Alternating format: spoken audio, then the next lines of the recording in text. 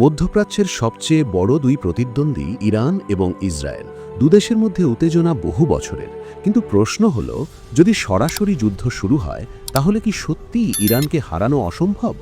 আজ আমরা দেখব বাস্তব তথ্য, সামরিক শক্তি এবং ভূ রাজনীতির দিক থেকে এই প্রশ্নের উত্তর।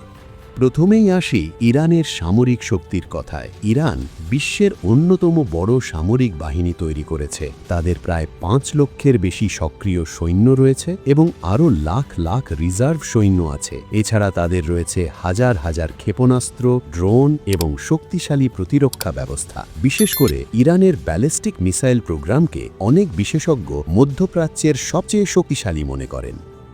গত কয়েক বছরে ইরান ড্রোন প্রযুক্তিতে অনেক এগিয়ে গেছে। তাদের তৈরি ড্রোন দূর থেকে হামলা চালাতে পারে এবং অনেক সময় এগুলো প্রতিরক্ষা ব্যবস্থাকে ফাঁকি দিতেও সক্ষম। যদি একসাথে শত শত বা হাজার হাজার ক্ষেপণাস্ত্র ছোড়া হয় তাহলে কোনো দেশের প্রতিরক্ষা ব্যবস্থার ওপর প্রচণ্ড চাপ তৈরি হয়। এই কারণেই অনেক সামরিক বিশ্লেষক মনে করেন বড় আকারের সংঘর্ষে ইরানের আক্রমণ ক্ষমতা খুবই বিপজ্জনক হতে পারে।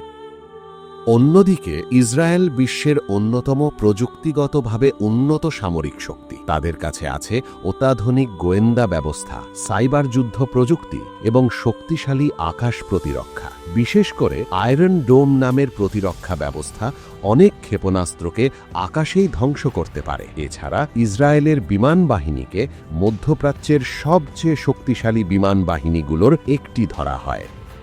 যুদ্ধ শুধু অস্ত্র দিয়ে জেতা যায় না, গুরুত্বপূর্ণ হল ভূগোল এবং মিত্রশক্তি। ইরান একটি বিশাল দেশ, যার পাহাড়, মরুভূমি এবং বড় এলাকা যুদ্ধকে দীর্ঘ এবং কঠিন করে তুলতে পারে। অন্যদিকে ইসরায়েল আকারে অনেক ছোট, তবে ইসরায়েলের বড় শক্তি হল তাদের শক্তিশালী আন্তর্জাতিক মিত্র, বিশেষ করে ইউনাইটেড স্টেটস।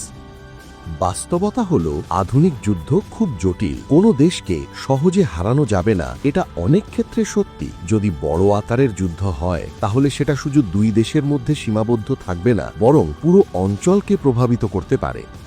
তাহলে প্রশ্ন রয়ে যায়, যদি কখনো পূর্ণাঙ্গ যুদ্ধ শুরু হয় তাহলে কে জিতবে, ইরান নাকি ইসরায়েল? আপনার মতামত কি কমেন্টে লিখে জানান এবং এমন আরও বিশ্লেষণধর্মী ভিডিও দেখতে চাইলে চ্যানেলটি সাবস্ক্রাইব করতে ভুলবেন না।